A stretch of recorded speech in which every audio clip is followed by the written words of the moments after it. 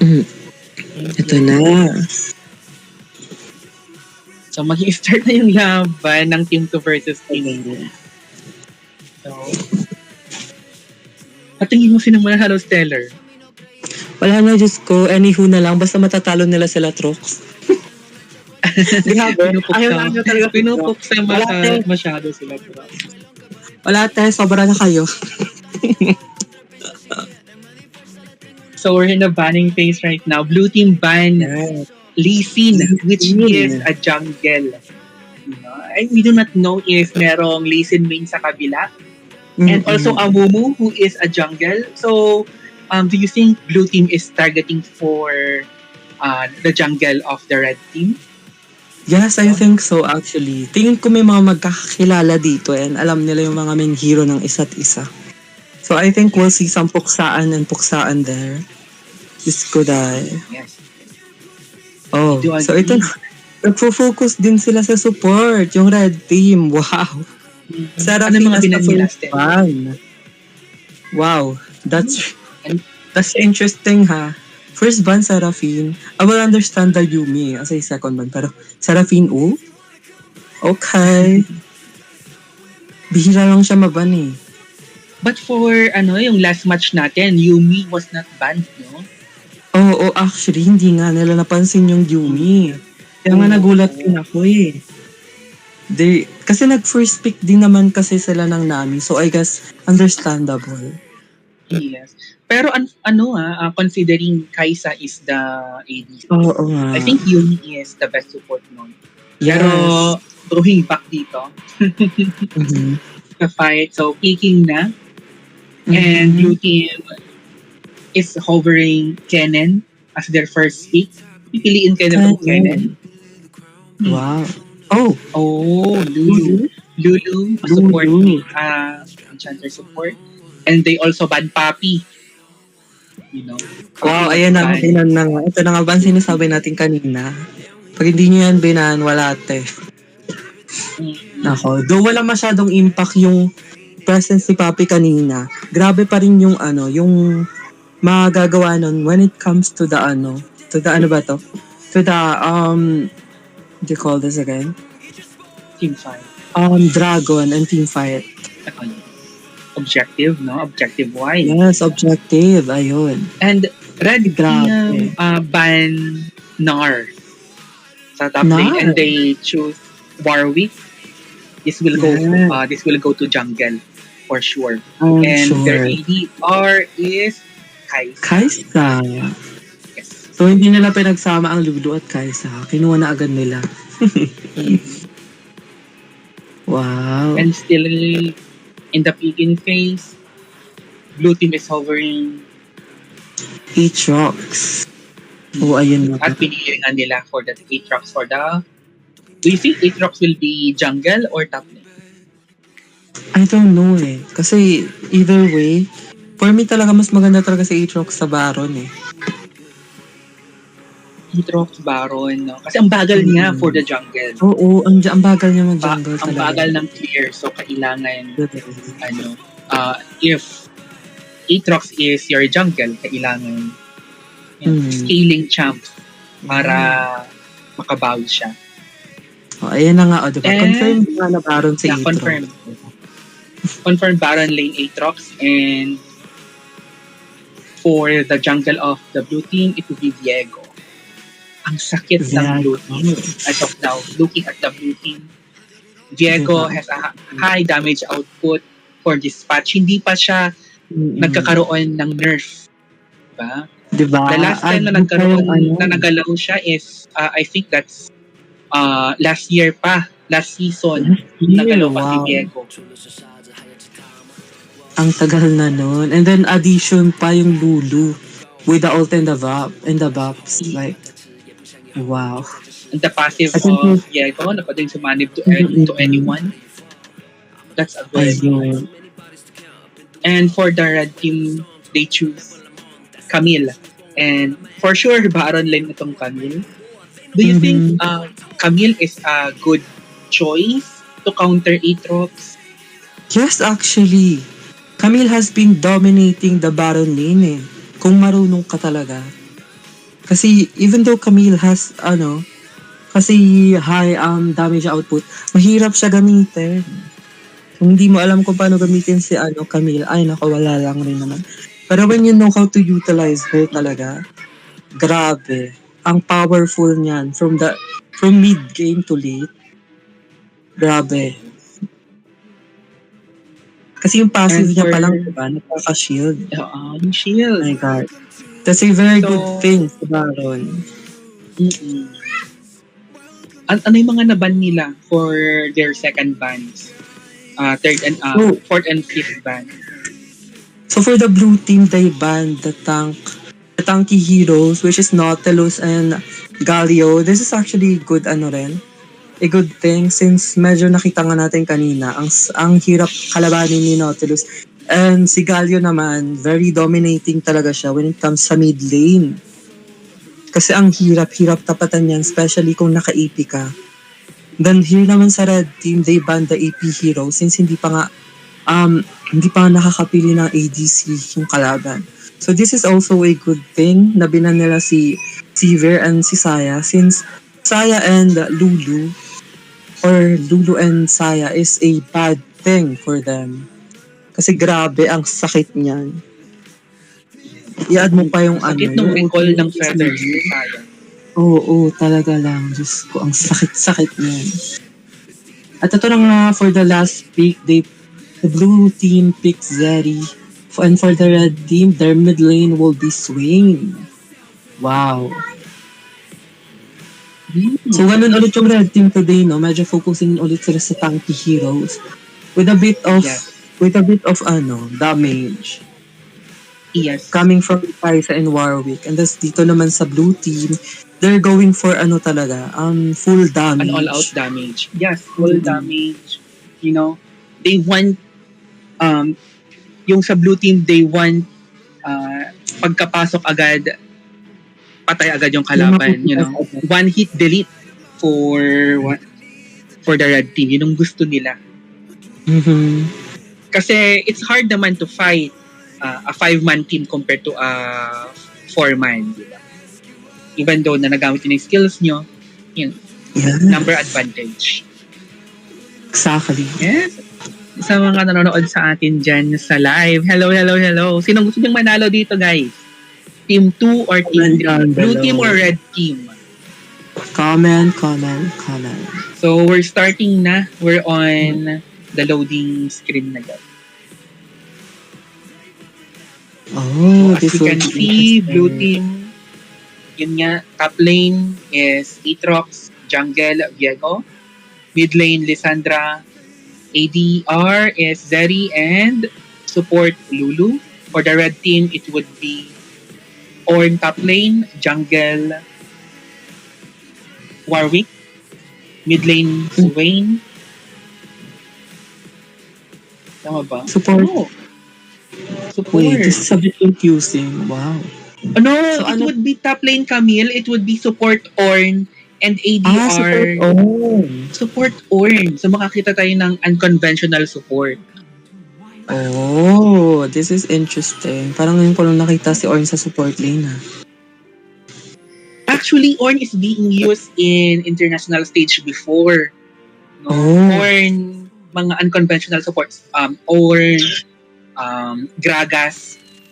Sila yung mga support na ginagamit during Icons, if you remember Icons. So, nakikita natin, they're starting to put wards sa jungles nila. So, I think they are focusing more on the jungle heavy dito kasi it's a Viego you know? Ang bilis dumalaw ng Viego with the huge damage output. Ang hirap niyan. And for the top lane, bakbakan agad, Camille versus Aatrox. Yeah. As you can see na, medyo nananalo nga si Aatrox. So.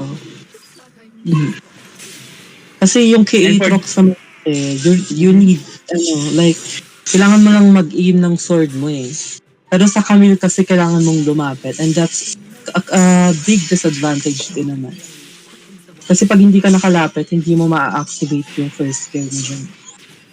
Yeah. Pero dito naman kay Aatrox, wala, masusungkit-sungkit niya lang since mahaba naman ang espada niya. Diba? Pero for the early game, malambot kasi ang Aatrox. Mm-mm. And that also counts for ano naman, for Camille. Since hindi rin naman siya ganun kakunat ang kakate. Yes. But for the bot lane, kitang-kita na. Nagabakbakan. So, Nagbabakbakan na nga less sila. than Oh my half God. life na agad ang Ornn. Pero ang nakapitas Mhm. pa rin ng first blood would be Warwick. Napitas agad ang jungle ng kalaban, which is Diego. Pero tuloy pa rin ang team fight dito sa may bot lane. Oh Team no. fight. Tuloy-tuloy ang bakbakan. So napitas ng blue team doon ang Kai'Sa. At the same time, sa kabila, it will be there. Mhm. After that tedious team fight, it is a 2-3. Kill lead would be for the red team. Mhm. Galing. And also the gold lead, actually. Yes. Grabe, ang aga nun, napuksaan agad. Yes. That's an early team fight. Pero still, it goes to the red team. But unfortunately, 2-3, not bad. Pero napitas kasi ng red team dun yung mga main champions ng kabila. Compare sa kabila na napitas lang is ADR and support.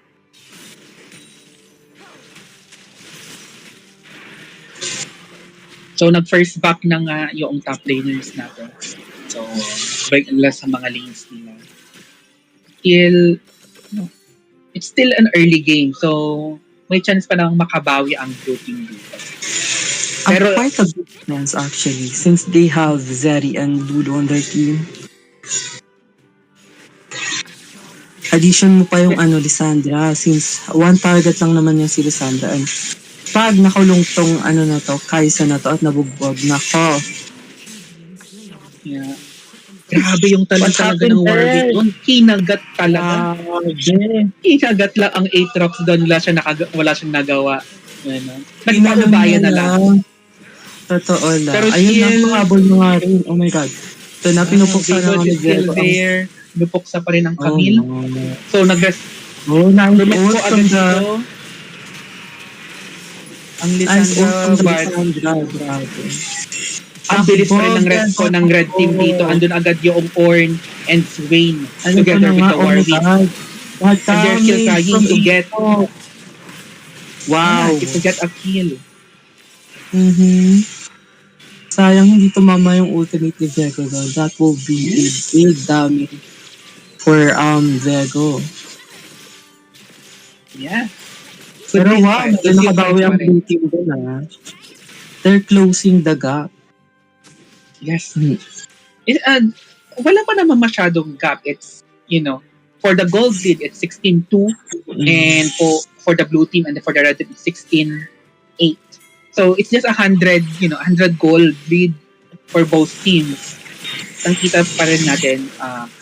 Nice by Ornn? Grabe talaga ang puksaan. And paangat na yung mga first objective natin dito.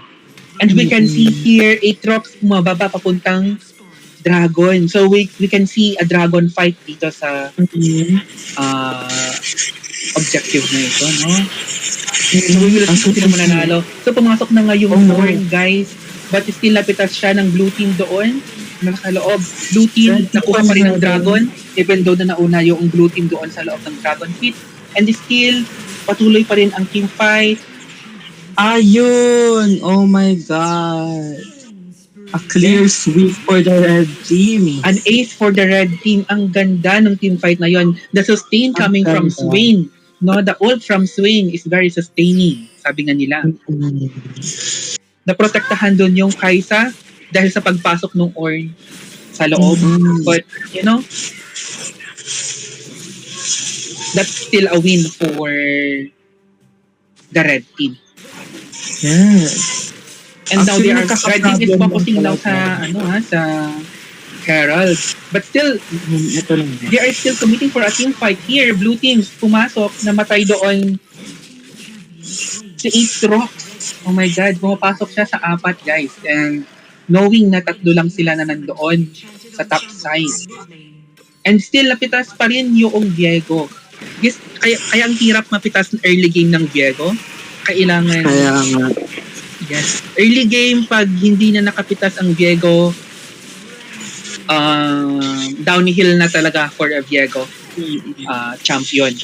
Hirap makabawi ang Viego. Grabe, Pero once na siya ang naka-snowball, maganda ang kalabasan. Pero in this case, mukhang nakahanap siya ng katapat.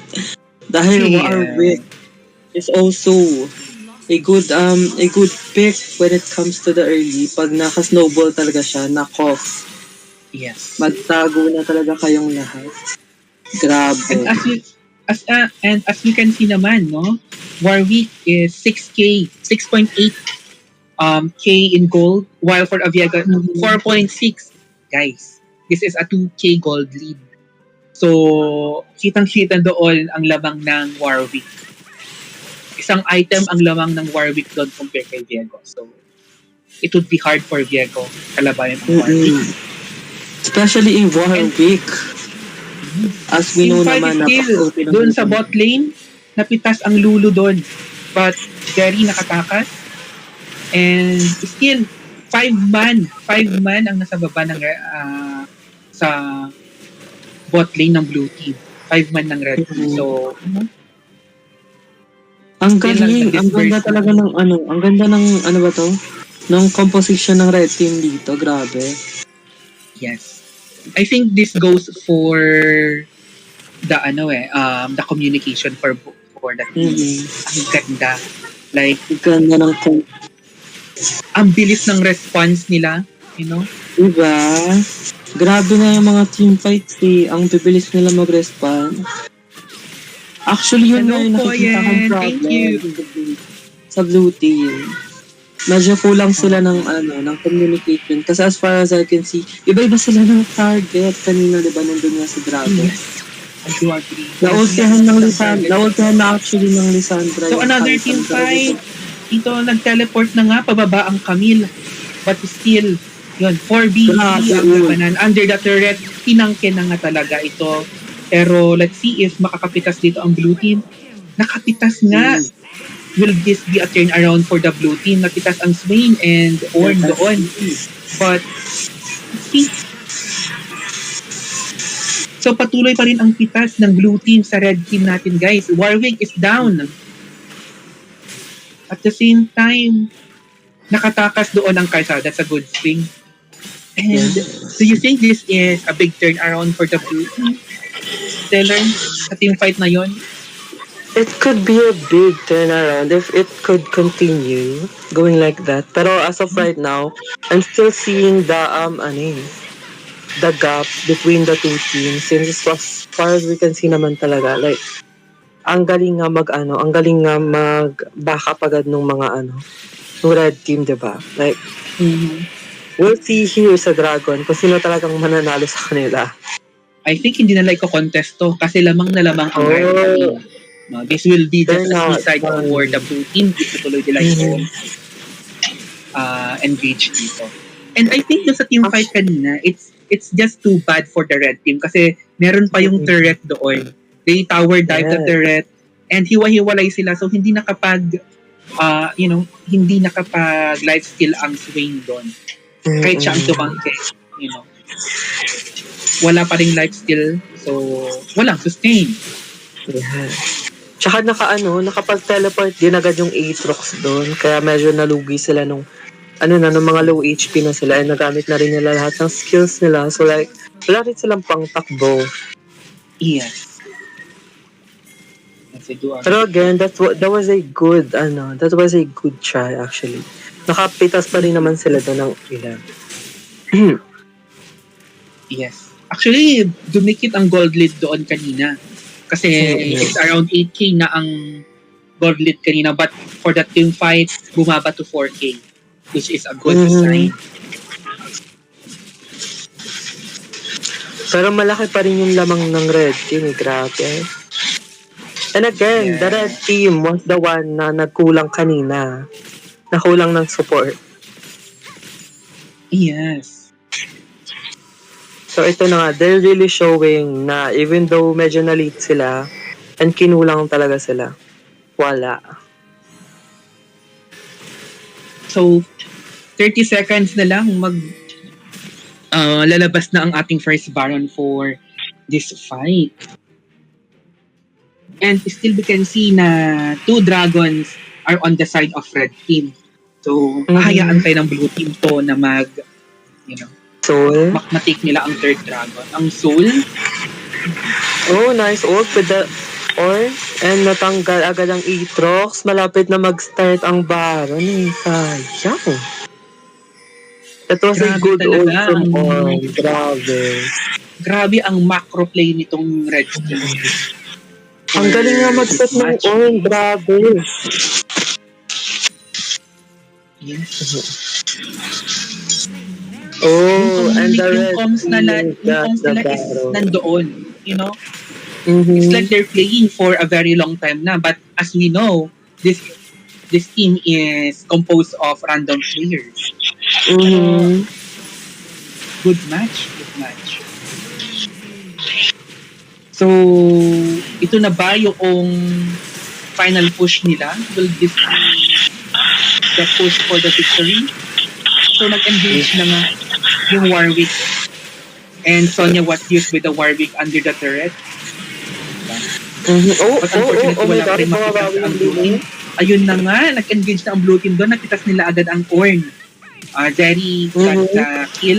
And at the same time, hinahabol pa rin nila ang Kai'Sa. Ang laki nung nakuha nila. Kai'Sa is being taken down by the blue team. But still, tuloy-tuloy pa rin ang team fight. So, let's see if pagkapatuloy pa rin. If mahahabol nila yung Camille, hinahabol nila yung Camille as of right now. Nakatakas yung Camille. Yung babae talaga nagagamba na yan. Pang yan. Nakakaganda. Basta pagpatuloy lang ng blue team, steady farming, and patuloy lang yung macro play nila, mananalo sila dito. They still have a chance to win. Even though the score is 920, gold lead is at around, 8K. Halos mag-10K na kanilang gold lead. Pabawi pa rin doon. Grabe, diba? So, red team is trying to engage again sa may bot lane but hindi hinahayaan ng blue team na they're securing na yung mga key champions nila like Lissandra. I think they're gonna go for this dragon. 7 seconds so. lang. I-contest nila tong Ocean Drake. But we can see yung Camille nasa baba. Kaya nga, nagpupush nga. She's pushing the lane. Oo, she's split pushing. So, kailangan mag-back yung isa doon. So, open na nga yung top lane ng blue team. So, because we can see naman medyo naridugo na ang blue team. So, yun na nga. No? Oh, nice ult yung Camille. Oh my God, Namatay yung Aatrox. Oh my God. I think this will be the match. Yeah, I think this will be the final push for the red. Kasi ang buhay lang sa kanila, Lulu. Anong gagawin ng Lulu? Wala. Yes. Lalaban pa ba yan? Ilaban mo. Tower lock. Tina-tower lock na nga nila. Oh my God. Pero napitas pa rin ako. And that's a match, guys. Congratulations to Team 3. Team 3 ito, no? Team 3. Yes, congratulations. Congratulations. So the Team 3 will move forward for the final.